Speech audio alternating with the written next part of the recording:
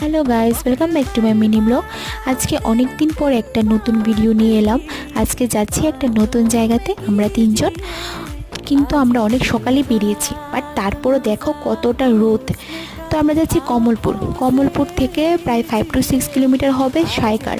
আর ওইখানে একটা ওয়াটারফল আছে যেটার নাম তুইসুই ওয়াটারফল। তো ওইটা দেখার জন্য যাচ্ছি। প্রথমে নামছি সিঁড়ি, ভাবলাম যে কয়েকটা সিঁড়ি হবে, তারপর দেখি যে সিঁড়ি তো শেষই হচ্ছে না, নেমে চলছে, ফুললি টায়ার্ড ছিলাম।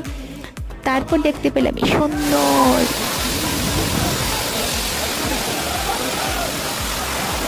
কিন্তু আমার একটি দুঃখ যে আমি নামতে পারিনি, কারণ ভীষণ স্লিপারি ছিল। আর ওইখান থেকে ওঠার সময় তো হালত পুরো খারাপ ছিল। তারপর এখান থেকে ব্যাক করলাম, ব্যাক করার পর দেখতে পেলাম সুন্দর বাজারটা। তো বাজারটা ঘুরলাম, ঘোরার পর প্রায় সন্ধে হয়ে এসেছিলো।